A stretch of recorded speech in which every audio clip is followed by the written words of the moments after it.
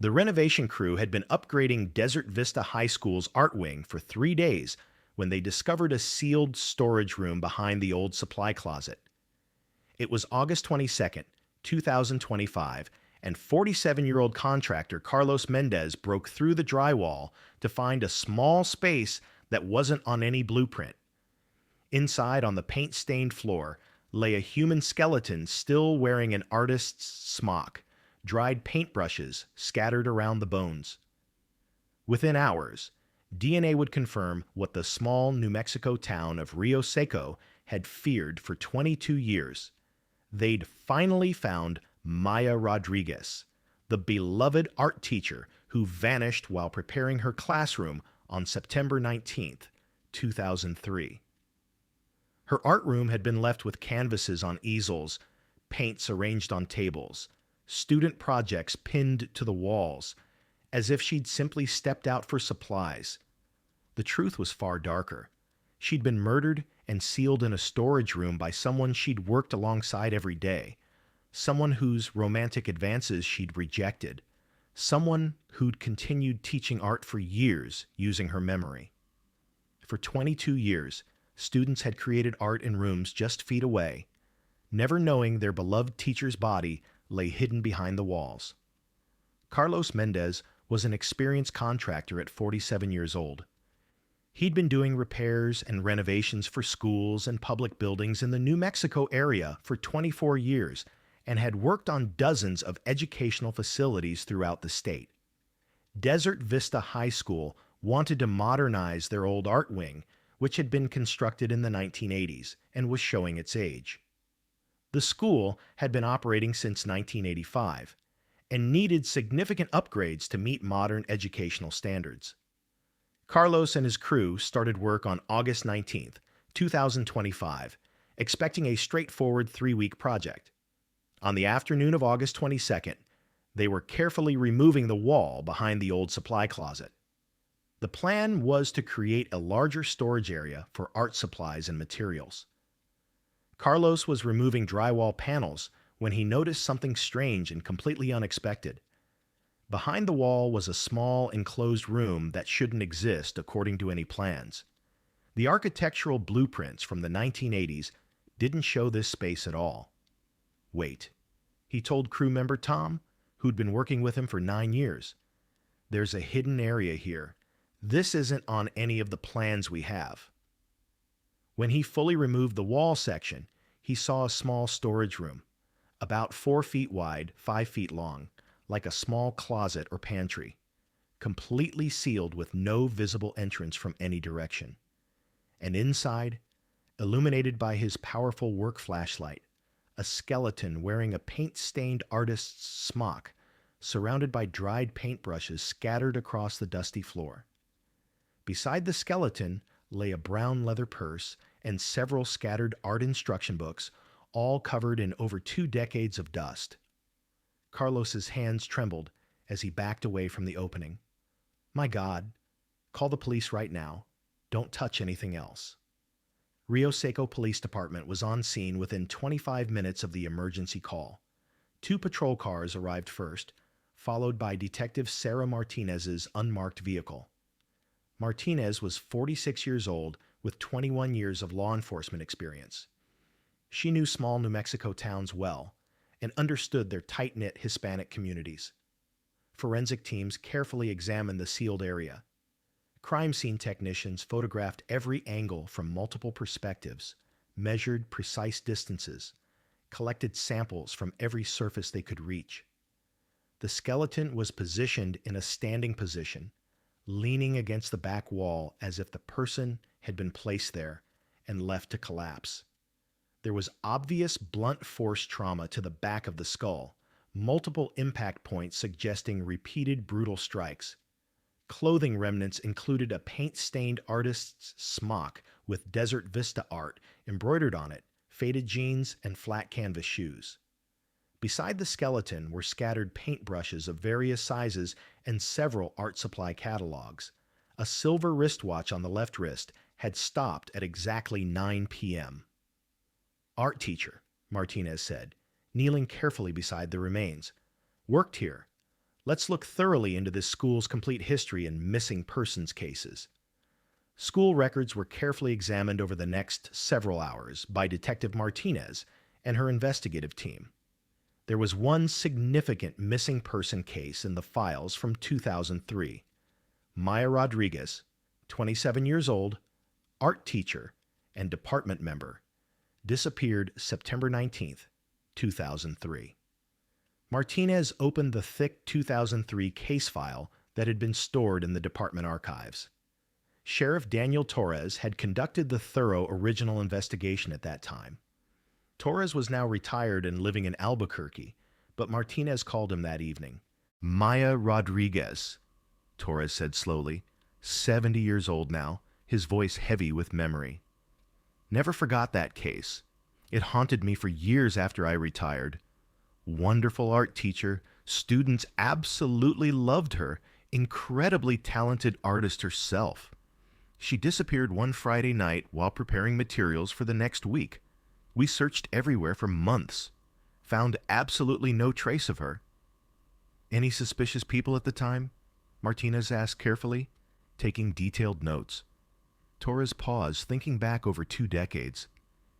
The art department chair, Richard Foster, he seemed very upset during questioning, helped organize search parties, put up posters, no red flags at all. He was a respected teacher, been there for years. DNA comparison was done immediately at the State Crime Laboratory in Albuquerque. Maya's mother, Carmen Rodriguez, 71, still lived in Rio Seco, just 3 miles from the high school. A reference DNA sample was carefully provided. 1 week later, the laboratory result came back. Perfect match with 99.9% certainty. The skeleton sealed in the storage room was definitely Maya Isabel Rodriguez. Maya Isabel Rodriguez was born in New Mexico on May 8, 1976, to loving parents.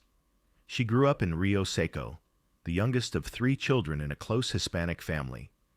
From a young age, she showed extraordinary interest in art and creativity. She learned to paint at age 7 and showed natural talent that amazed her teachers. She was genuinely gifted. At 14, she had her first public art exhibition at the community center, selling 3 paintings. After finishing high school with honors in 1994, she was accepted to the University of New Mexico Art Education Department on a partial scholarship. She graduated with her teaching certificate in 1999 with distinction. She worked for 2 years at a private art school in Santa Fe, gaining valuable experience teaching painting, sculpture, and ceramics to students of all ages. In 2001, at age 25, she decided to return to her hometown to give back to her community. "I want to teach art to children here," she told her mother, with genuine passion. "Not the big city. This is where I belong, where I can make a real difference in young lives." In 2001, she started working at Desert Vista High School as an art teacher, specializing in painting and sculpture. She loved children deeply, created creative and engaging projects, stayed late to help struggling students discover their artistic voice. She revitalized the declining art program, increasing enrollment by over 40% in just 2 years. "Art changes lives," she'd tell her students with infectious enthusiasm. "It opens doors to self-expression you never knew existed." In 2002, at age 26, she got engaged to Daniel Cooper, a local architectural engineer she'd met at a community art festival. They bought a small Adobe-style house together on the edge of town, adopted 2 rescue dogs. They planned to marry in summer 2004 and hoped to start a family. Maya was genuinely happy with her life, her career, and her future. But there was something critically important Maya didn't know. The art department chair was becoming dangerously obsessed with her. Richard Foster was born in New Mexico in 1958 in a middle-class Anglo family. He'd been divorced since his early 30s, had no children, lived alone in a small house. In 1993, at age 35, he started working at Desert Vista High School as art department chair. He was a competent artist and adequate teacher, but socially awkward and increasingly isolated as he aged. When Maya started working at the school in 2001, Richard began to take serious and inappropriate interest in her. She was young, beautiful, talented, full of life and creative energy. Everything he felt he lacked. Richard would find constant excuses to visit her classroom, offer unsolicited help with her lesson plans, invite her to gallery openings in Santa Fe, suggest coffee meetings to discuss curriculum. Maya was always polite and professional, but clearly maintained appropriate distance and showed no romantic interest whatsoever. In summer 2003, Richard gathered his courage and decided to act on his feelings despite the clear inappropriateness. In August, after a department planning meeting, he invited Maya to dinner directly and explicitly. Maya politely but very firmly declined. "Richard, I don't think that's appropriate at all. I'm engaged to Daniel and you're 17 years older than me. We're colleagues. I'm not interested in any way." Richard was completely crushed and humiliated. He'd built up hope over 2 years, completely misinterpreting her professional politeness as potential romantic interest.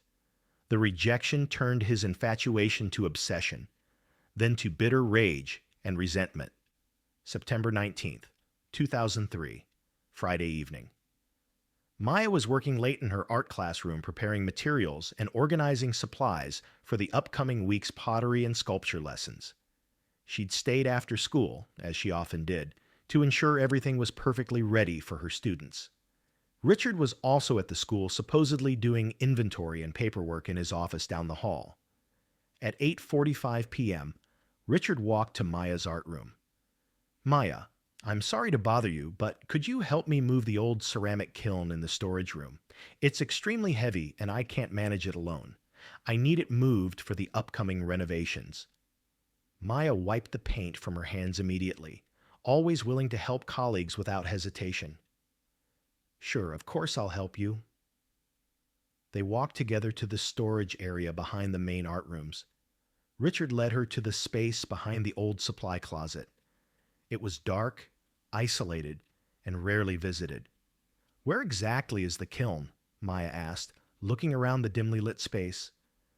Richard hesitated for just one moment, his heart pounding, knowing this was the point of no return. Then he made his terrible, irreversible decision. Leaning against the wall was a heavy metal sculpture stand that had been stored there for years. Richard grabbed it with both hands and struck Maya's head from behind with tremendous force. Maya fell to the paint-stained concrete floor, shocked and confused, blood beginning to flow. "Richard, why? What are you doing?" Richard, now panicking, adrenaline surging through his body, struck her again with the metal stand. Then again. Maya stopped moving, stopped breathing. Blood pooled on the dusty floor. Richard dropped the sculpture stand and checked her pulse with trembling hands. Nothing. Maya Rodriguez was dead. Richard backed away, breathing heavily, suddenly confronting the enormity of what he'd just done. What had he done?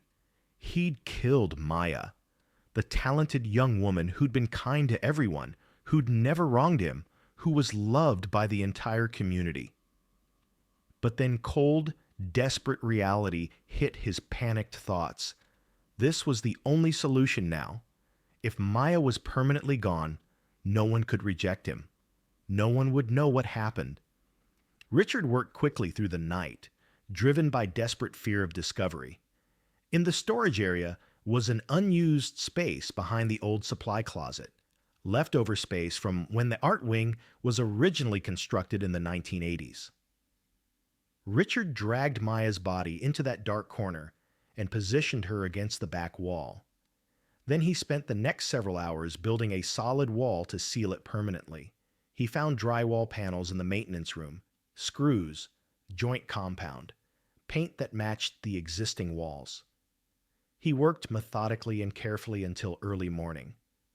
By 4 a.m., the wall looked exactly like it had been there since the building was constructed. Then he carefully organized Maya's art classroom. He left everything exactly as it was: canvases on easels with student work in progress, paints neatly arranged on tables, brushes in containers, student projects pinned to bulletin boards. The scene looked perfectly normal and active, as if Maya had simply stepped out for a brief moment and would return any second. In the early morning, Richard drove home, took a long, hot shower, trying to wash away the reality, and tried to sleep. But he couldn't sleep at all. Maya's face was in his mind. Her voice asking why echoed endlessly, but he told himself he had no choice now. It was done. He had to survive this. At 9 a.m. the next morning, Saturday, Daniel Cooper tried calling Maya repeatedly about their weekend plans to visit his parents. No answer. He drove to the school, concerned and confused. The art room door was locked, but Maya's blue Honda was still in the parking lot. Her brown purse was visible through the window on her desk, but Maya wasn't anywhere to be found. Daniel had a spare key and went inside. Everything was perfectly normal except for one impossible fact. Maya was missing. Daniel immediately called police, his voice panicked and fearful. Sheriff Torres arrived within minutes and began a thorough investigation. The school was searched methodically and completely. Every room, every closet, every storage area. Everything appeared completely normal. Maya's classroom was organized and ready for Monday. But Maya Rodriguez was missing without any explanation. Torres questioned Richard extensively. "When did you last see Maya?" "Last night around 9 o'clock, Richard said, seeming genuinely worried and upset, his performance convincing. "She was organizing art supplies and preparing materials for next week's pottery lessons. I finished my inventory work and left around 9:30. Maya was still working. She often stays very late. She's extremely dedicated to her students." Searches were organized immediately throughout the community. Police and dozens of community volunteers combed the entire town. The surrounding desert areas were searched for days. Maya's car was examined thoroughly. Nothing unusual or suspicious.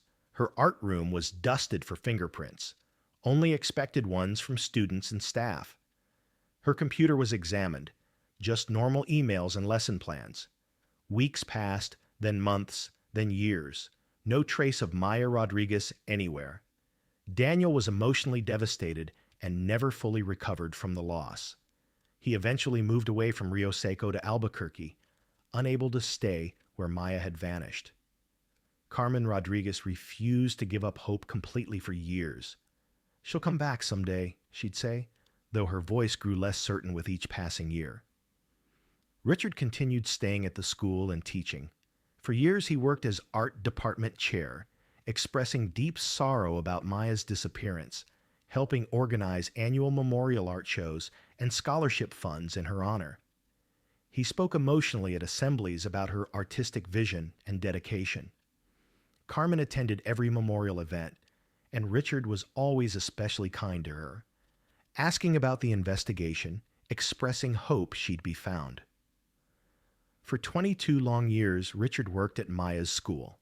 Every single day, he walked past Maya's memorial photo hanging in the art wing hallway, a beautiful portrait of her smiling in her paint-stained smock. Every year he organized the annual student art exhibition that Maya had started. He spoke at graduation ceremonies about her impact on the school. He became respected in the community and won teaching awards. But Maya's body was sealed just feet away from where he taught every single day, right behind the wall of the storage area. Until August 2025. Carlos Mendez's construction crew broke through that wall during the renovation project. Detective Martinez worked closely with genetic genealogy specialist Dr. Lisa Chen from the State Crime Laboratory. Forensic analysis found trace DNA on Maya's bones and clothing, biological material, including skin cells that Richard had inevitably left behind while moving her body and constructing the wall. A detailed genetic profile was created and uploaded to multiple databases. Dr. Chen uploaded the DNA profile to public genealogy databases and law enforcement systems.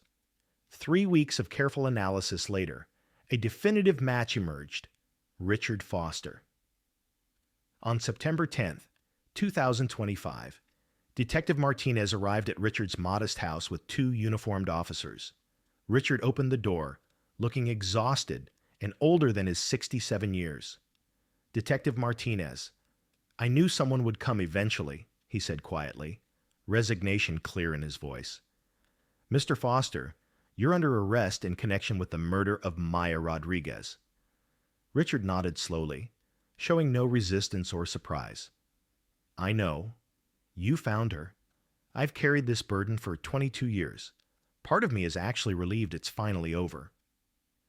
At the station, Richard requested an attorney, but then decided almost immediately to confess fully and completely, perhaps seeking some form of redemption. "I've lived with her ghost for 22 years, he told Martinez, tears streaming down his weathered face, every single day at school, walking past Maya's memorial photo, organizing art shows in her memory, knowing she was sealed right there just feet away. I didn't plan to kill her. I just got so angry and humiliated when she rejected me. One moment of rage, but that moment cost Maya everything: her life, her wedding, her career, all the art she would have created, and it cost me my soul."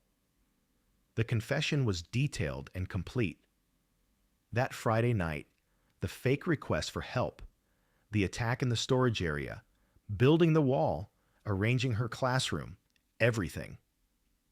When the news spread through Rio Seco, the small community was shocked and felt deeply betrayed. Richard Foster, the respected art teacher who'd honored Maya's memory for 22 years, was her killer. Carmen gave an emotional press statement, her voice breaking with pain and anger. "My daughter trusted Richard, worked with him every day, and Richard murdered her because she rejected him. For 22 years, I attended every memorial event, thanking Richard for keeping Maya's memory alive. I supported my daughter's killer. The betrayal is unimaginable." The trial began in October 2025. Richard was charged with first-degree murder. His attorney tried to argue diminished capacity, but the prosecutor presented overwhelming evidence of premeditation. The jury deliberated for 5 difficult days. Verdict: guilty of first-degree murder. At sentencing, Carmen spoke through tears. "Richard built his career on my daughter's corpse. He lied every day for 22 years. He deserves every day of his punishment." The judge announced the sentence: life in prison with possibility of parole after 25 years. Richard was 67 years old. He could apply for parole at age 92, though it was highly unlikely to ever be granted. Richard stood and faced the courtroom. "I deserved this sentence. Maya didn't deserve what I did. I wish I could undo that night." Desert Vista High School renamed the art wing Maya Rodriguez Art Center, a bronze plaque. Maya Rodriguez, 1976 to 2003. Teacher who touched lives through art, never forgotten. Detective Martinez said in interviews, "Killers are sometimes people we trust every day. Richard lied for 22 years. Technology brought justice." Rio Seco is healing. The school continues to serve. Maya's legacy lives on. If this story moved you, please subscribe and hit the like button. Comment which case you'd like us to investigate next.